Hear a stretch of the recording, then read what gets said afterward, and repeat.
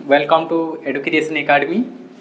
और आज हम पढ़ेंगे एनसीईआरटी का 11th का फिजिक्स का सेकेंड पार्ट का first chapter mechanics of solid. तो चलिए इसको हम लोग स्टार्ट करते हैं। तो मैकेनिक्स ऑफ सॉलिड, जैसे कि नाम से पता चल रहा है कि इसमें हमने सॉलिड के प्रॉपर्टीज के बारे में पढ़ना है। ठीक, तो है क्या कि इसमें सबसे पहले आता है कि इसका प्रॉपर्टी इलास्टिसिटी। ठीक, तो इलास्टिसिटी हम लोग किसको बोलते हैं?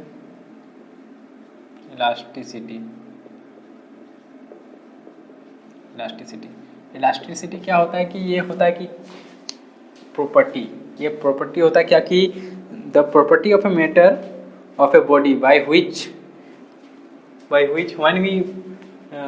when we put a load or force on a body, then what happens, the body deform। मतलब होता है क्या कि जब कोई हम लोग लोड या फिर फोर्स देते हैं किसी सॉलिड पे, ठीक, तो क्या होता है, थोड़ा इलोंगेशन हो जाता है, थोड़ा सा डिफॉर्म हो जाता है बॉडी। तो उस डिफॉर्मेशन को अगर जब हम लोग लोड को हटा देते हैं, ठीक, तो लोड को हटाने के बाद क्या होता है कि वो बॉडी फिर से अपना ओरिजिनल स्टेट में चला जाता है। ठीक, तो उस प्रॉपर्टी को हम लोग इलास्टिसिटी बोलते हैं। जैसे कि रबड़ को खींचते हैं फिर छोड़ देते हैं तो अपना ओरिजिनल स्टेट में चला जाता है, तो उसको हम लोग बोलते हैं इलास्टिसिटी। तो इसको लिख सकते हैं हम लोग, इसका definition, the property of a material और by virtue by which its regain its original shape after removal of the external force. तो इसका हम लोग देखेंगे टाइप्स इलास्टिसिटी का। तो इलास्टिसिटी का 3 टाइप्स होता है। फर्स्ट होता है कि परफेक्टली इलास्टिक बॉडी,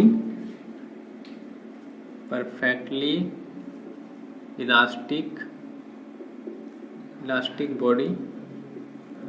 सेकंड होता है सेमी इलास्टिक या फिर सेमी इलास्टिक या फिर सेमी परफेक्ट प्लास्टिक बोल सकते हैं, semi elastic body. And third होता है क्या, होता है परफेक्टली प्लास्टिक बॉडी,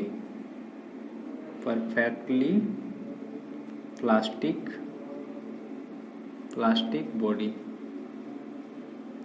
अब हम इसको एक 1 बाय 1 समझेंगे। फर्स्ट है परफेक्टली इलास्टिक बॉडी। तो इसमें होता क्या कि अगर कोई बॉडी को हम लोग फोर्स देते हैं, ठीक, उसको डिफॉर्म करते हैं, तो होता क्या कि वो डिफॉर्म होने के बाद क्या होता है कि जो फोर्स हम लोग उसमें हटा लेते हैं एक्सटर्नल फोर्स, तो उसके बाद क्या होता है कि वो बॉडी फिर से अपना ओरिजिनल शेप में आ जाता है, अपना ओरिजिनल शेप साइज को रिगेन कर लेता है। तो उस बॉडी को हम लोग बोलेंगे परफेक्टली इलास्टिक बॉडी। ठीक, और उसके बाद सेकंड है सेमी इलास्टिक बॉडी। तो सेमी इलास्टिक में होता क्या कि हम तो लोड दिए किसी बॉडी पे, ठीक ना, उसमें हम लोग फोर्स या फिर लोड दिए कुछ, ठीक, तो हुआ क्या कि वो तो कुछ इलोंगेट तो हुआ, ठीक, इलोंगेशन हुआ इसमें, सपोज दैट डेल इलोंगेशन हुआ। तो हुआ क्या कि वो फिर से अपना ओरिजिनल लोड को जब हम लोग हटा लेंगे, यहाँ पे कोई फोर्स दिए, ठीक, तो उसको जब हम लोग हटा लेंगे तो दोबारा अपने ओरिजिनल स्टेट में वापस नहीं जाएगा। ठीक, तो उस कंडीशन को हम लोग बोलेंगे सेमी इलास्टिक बॉडी। मतलब जाएगा, पूरा परफेक्टली नहीं जाएगा, जहाँ ओरिजिनल स्टेट उसका था उतना फिर से नहीं जाएगा, कुछ गैप रह जाएगा, तो उसको हम लोग बोलेंगे सेमी इलास्टिक बॉडी। तब थर्ड होता है आपका परफेक्टली प्लास्टिक बॉडी। तो परफेक्टली प्लास्टिक बॉडी में हम लोग देखते हैं क्या, perfectly plastic body that means होता क्या है कि अगर हम किसी बॉडी पे अगर कोई फोर्स दिए, कोई लोड दिए, ठीक, तो होता क्या है कि वो परमानेंटली डिफॉर्म हो जाता है, मतलब हमेशा के लिए डिफॉर्म हो जाता है, वो दोबारा लोड को हटाने के बाद भी वो अपना ओरिजिनल स्टेट में वापस नहीं जाता। तो उस कंडीशन को हम लोग बोलते हैं, यानी उस बॉडी को हम लोग बोलते हैं परफेक्टली प्लास्टिक बॉडी। ठीक, अब इसका रीजन देखते हैं कि इलास्टिसिटी का रीजन क्या है। तो रीजन ऑफ इलास्टिसिटी या फिर कॉज ऑफ इलास्टिसिटी उसको बोल सकते हैं, कॉज ऑफ इलास्टिसिटी,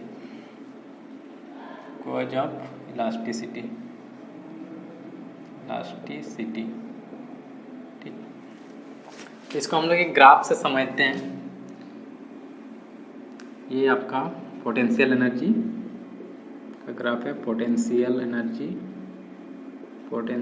एनर्जी इस साइड एंड वाई एक्सिस में, और एक्स एक्सिस में आपका जाता है आपका एक्स नॉट, यानी कि डिस्टेंस बिटवीन टू पार्टिकल या फिर टू मॉलिक्यूल या फिर natural gap between the particle. इसको एक्स नॉट को हम लोग बोलेंगे नेचुरल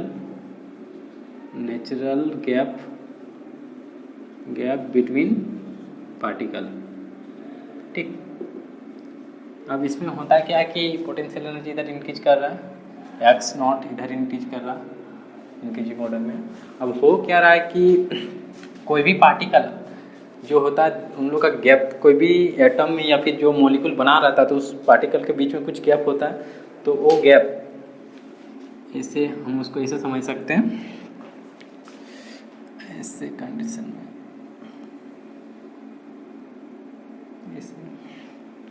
ऐसे जाके थोड़ा यहाँ से ऐसे जाएगा। ठीक, तो होता क्या कि ये स्टेबल होता है इस पोजीशन में कि जहाँ पे सबसे ज़्यादा ग्राफ नीचे गया है पोटेंशियल एनर्जी। ठीक, तो पोटेंशियल एनर्जी जहाँ सबसे लो है, ठीक ना, U1, यहाँ पे पोटेंशियल एनर्जी सबसे लो है, तो यहाँ पे वो एटम स्टेबल कंडीशन में है। ठीक, अगर हम उसका पोटेंशियल एनर्जी बढ़ाते हैं, जैसे हम लोग लोड दिए, ठीक, उसको खींचते हैं तो क्या होता है कि उसमें एनर्जी बढ़ता है। ठीक, एनर्जी स्टोरेज होता है जिसके कारण होता है कि पोटेंशियल एनर्जी में उसमें इंक्रीमेंट होता है। तो उस कंडीशन में क्या होगा, जैसे कि अगर इस पॉइंट पे हम लोग अगर उसको डिफॉर्म किए एक्स नॉट, उसका गैप को बढ़ाएं तो पार्टिकल के बीच में जो नेचुरल गैप था, तो ये कंडीशन आपका E2 स्टेट। तो इस स्टेट में क्या हो रहा है कि यहाँ पे ये स्टेबल कंडीशन में था। ठीक, जो पार्टिकल था वो यहाँ पे जहाँ पे पोटेंशियल एनर्जी सबसे लो है वहाँ पे वो स्टेबल कंडीशन में था।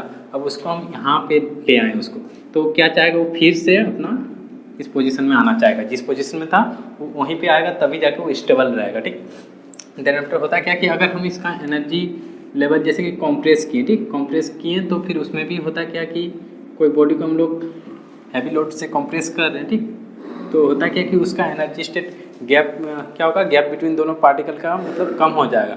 कम होगा तो क्या होगा, यहाँ पोटेंशियल एनर्जी यहाँ इंक्रीज हो रहा है।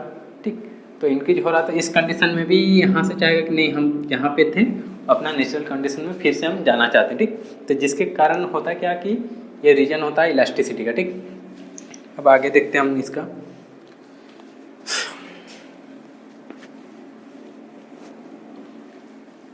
स्ट्रेस देखते हैं, तो स्ट्रेस किसको बोलते हैं,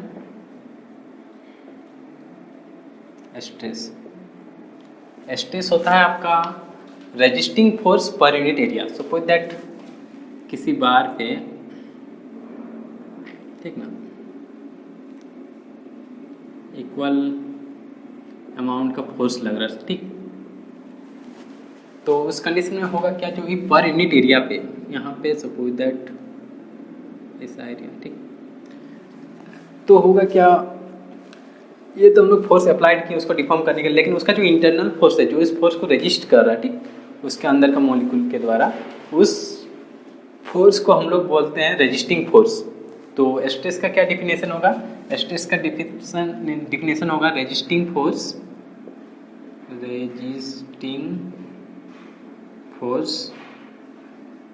per unit area, per unit area पे, यूनिट क्रॉस सेक्शन एरिया होगा यहाँ पे आपका, क्रॉस सेक्शन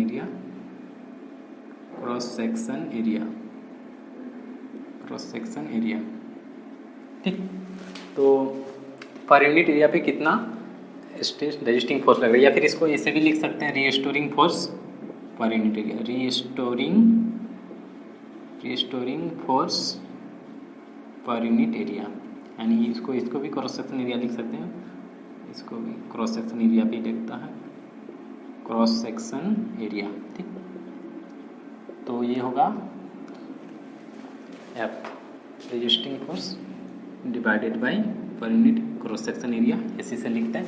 लेकिन अगर होता क्या कि वो जितना फोर्स दे रहा, ठीक, उतना फोर्स वो रेजिस्टिंग फोर्स भी डेवलप कर रहा है, तो इस कंडीशन में होगा क्या कि ये जो एक्सटर्नल फोर्स दिया जा रहा है F equal to cross section, वो इतना ही फोर्स डेवलप कर रहा है जितना फोर्स वो खींच रहा, दोनों तरफ से, मतलब जितना फोर्स उसको अप्लाई किया जा रहा उतना ही फोर्स ये रेजिस्टिंग फोर्स भी डेवलप कर रहा है। तो ये रेजिस्टिंग फोर्स किसके इक्वल हो जाएगा, ये जो एक्सटर्नल फोर्स है, ठीक, ये एक्सटर्नल फोर्स सपोज दैट, ठीक, एक्सटर्नल फोर्स है वो, तो वो फोर्स हो जाएगा एक्सटर्नल फोर्स के इक्विवेलेंट ही हो जाएगा ये रीस्टोरिंग या फिर रेजिस्टिंग फोर्स, ठीक। और इसका यूनिट होगा आपका न्यूटन मीटर स्क्वायर, ठीक। तो स्ट्रेस हम लोग देख लिए कि resisting force per unit area, ठीक, इसको हम लोग स्ट्रेस बोलते हैं। अब स्ट्रेस का टाइप्स देखते हैं हम लोग।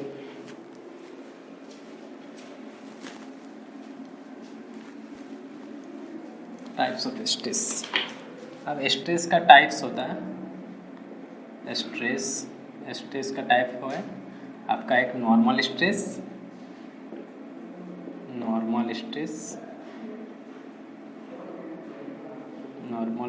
एंड सेकेंड होगा आपका टेंजेंशियल स्ट्रेस।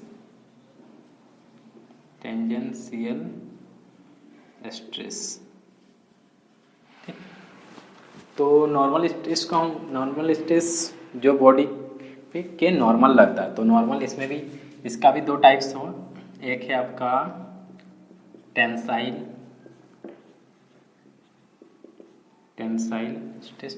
या फिर टेंसाइल स्ट्रेस, या फिर इसको लॉन्गिट्यूडिनल स्ट्रेस भी बोलते हैं, लॉन्गिट्यूडिनल स्ट्रेस। एंड सेकेंड आपका होता है इधर ये होता है आपका कॉम्प्रेसिव स्ट्रेस।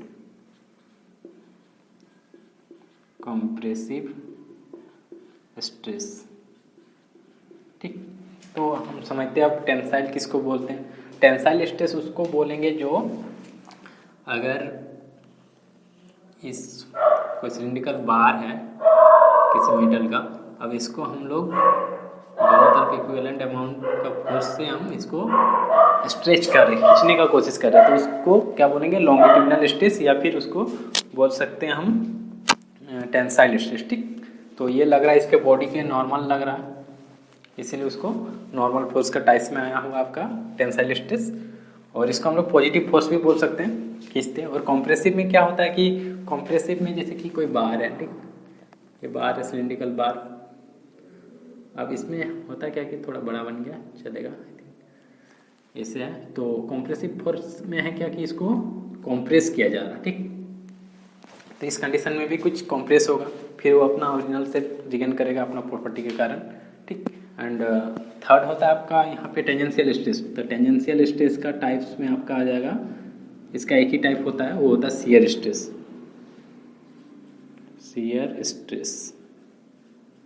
ठीक, ये होता है शियर स्ट्रेस। तो शियर स्ट्रेस में क्या होगा कि आपका जो ये आपका उसके एरिया के उसमें उसका टेंजेंशियली लगेगी। जैसे सपोज दैट कोई बॉडी है, मेटालिक बॉडी आई थिंक, ठीक, एंड ये यहाँ पर बॉडी यहाँ रिजिड है, फिक्स किया हुआ।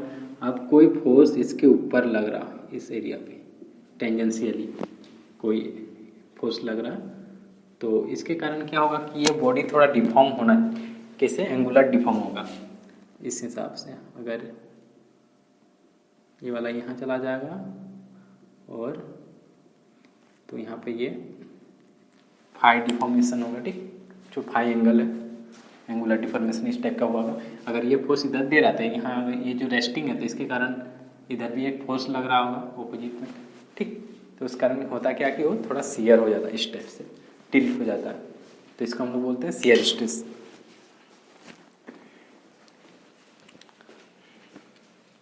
अब हम लोग देखते हैं इसको, अब स्ट्रेन देखते हैं। स्ट्रेन किसको बोलते हैं? अब स्ट्रेन, तो स्ट्रेन हम लोग बोलते हैं स्ट्रेन। अब स्ट्रेन का भी अपना पार्ट है, शियर स्ट्रेन, लॉन्गिट्यूडिनल स्ट्रेन होगा इसका, longitudinal strain, shear strain and हाँ यहाँ दो पार्ट है। तो स्ट्रेन किसको बोलते हैं? स्ट्रेन बोलते हैं हम लोग क्या, द चेंज इन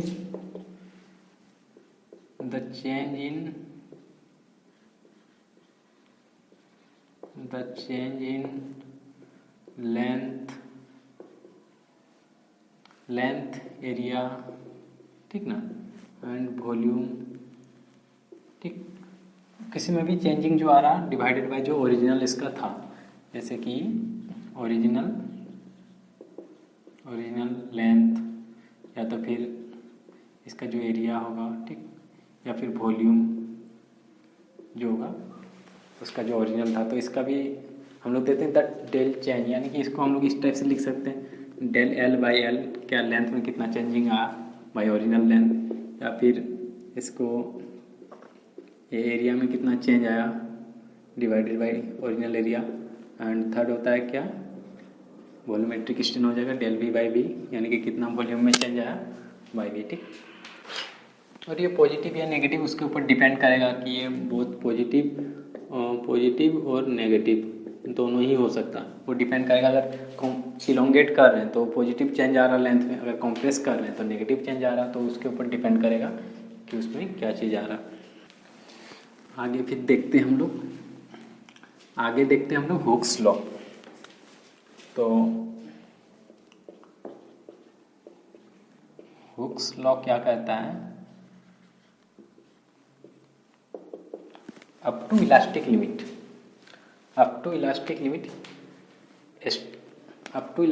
या फिर इससे हम लोग बोल सकते हैं, इसको डिफाइन कर सकते हैं। अप टू होता है कि for a small deformation the stress is directly proportional to strain up to which elastic point, या फिर उसको प्रोपोर्शनल लिमिट या फिर यील्ड पॉइंट, प्रोपोर्शनल लिमिट या फिर उसको इलास्टिक लिमिट बोलते हैं, वहाँ तक Hooke's stress is directly proportional to strain होगा। तो इसको हम लोग ग्राफ से समझते हैं। पहले ये आपका इधर स्ट्रेस हो गया, स्ट्रेस इधर हो गया आपका स्ट्रेन, ठीक। स्ट्रेस एंड स्ट्रेन हो गया। अब कोई मेटल है, सपोज दैट कोई मेटल का ग्राफ है, ऐसे गया हुआ, तो इसमें होगा कि आपका ये जो है आपका प्रोपोर्शनल लिमिट यहाँ तक ए, यहाँ तक होगा क्या, एक ग्राफ पूरा स्ट्रेट जा रहा, यानी कि स्ट्रेस क्या होगा, स्ट्रेस स्ट्रेन के डायरेक्टली प्रोपोर्शनल होगा, कहाँ तक, अप टू प्रोपोर्शनल लिमिट या फिर इलास्टिक लिमिट उसको जिसको बोलते हैं, वहाँ तक ए पॉइंट तक वो ग्राफ स्ट्रेट गया। उसके बाद तो इसमें हम लोग हुक्स लॉ पहले जान लेते क्या है, कि इसको हम लोग डिफाइन कर सकते हैं। For a small deformation stress is directly proportional to strain, ठीक। तो हुक्स लॉ क्या बोल रहा है कि stress is directly proportional to strain, ठीक, ऐसे बोल रहा। अब हम इसको अगर लिखना चाहें स्ट्रेस, ठीक, तो इसको हम अगर प्रोपोर्शनलिटी लिमिट हटाते हैं तो हम लोग एक कांस्टेंट आता है, तो वो कांस्टेंट क्या होगा, यंग मॉडुलस। तो यंग मॉडुलस को y से लिखते हैं एंड इनटू क्या है, स्ट्रेन। तो y क्या है यहाँ पे, यंग्स मॉडुलस बोलते हैं, या फिर इसको बोलते हैं रिजिडिटी मॉडुलस।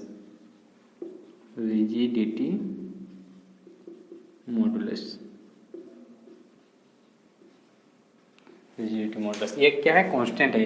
ये किस पे डिपेंड करता है, मटेरियल का प्रॉपर्टी। ये मटेरियल किसी मेटल या फिर कोई भी मटेरियल का प्रॉपर्टी होता है यंग मॉडुलस, ठीक।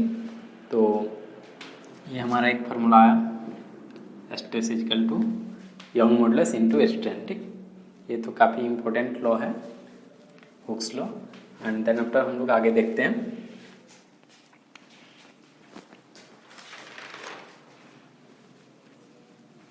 या फिर इसका फिर देख लेते हैं कि इसको इक्वेशन के फॉर्म में कैसे लिख सकते हैं। स्ट्रेस हम लोग वहाँ पे क्या लिखे थे, क्या आया था हम लोग का, स्ट्रेस आया था resisting force per unit area, ठीक। इधर क्या है, यंग मॉडुलस y है, यंग मॉडुलस को y लिख सकते हैं हम लोग, y से ही यहाँ डिनोट किए हैं, तो y and strain suppose that कि हम लोग इसको लॉन्गिट्यूडनल स्ट्रेस दिए हैं, ठीक ना, लॉन्गिट्यूडनल फोर्स है यहाँ पे बॉडी पे, तो इसका स्ट्रेन क्या आएगा, इसका स्ट्रेन आता है आपका स्ट्रेन इक्वल टू क्या होगा, लॉन्गिट्यूडनल स्ट्रेन आ रहा है इसमें, तो डेल एल बाई एल, ठीक।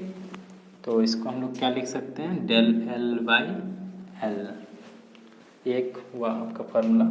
अब यहाँ से हम लोग इम्पोर्टेंट इक्वेशन बनाएंगे, जब जेईई मेंस का सवाल देखेंगे हम लोग, प्रीवियस ईयर्स का आया हुआ, उसमें हम लोग इसको अच्छे से सॉल्व करेंगे, ठीक। एंड यहाँ से अगर हम लोग निकालना चाहें कितना सारा फार्मूला बनेगा। अगर यहाँ से हम लोग डेल एल क्या होगा, डेल एल मतलब चेंज इन लेंथ, या फिर कितना इलोंगेशन हुआ, या फिर कितना कॉम्प्रेशन हुआ, कितना लेंथ में चेंजिंग आया, ठीक। तो उसको हम लोग इस डेल एल वाला फार्मूला से निकाल सकते हैं। डेल एल इक्वल टू क्या हो जाएगा आपका, इधर जाएगा एफ इंटू एल जाएगा ऊपर, एंड वाई क्या आएगा, वाई ए के साथ इंटू होगा। तो ये हो रहा आपका डेल एल का फार्मूला, यानी कि डेल एल को हम लोग क्या बोल रहे हैं, इलोंगेशन या फिर चेंज इन लेंथ, इलोंगेशन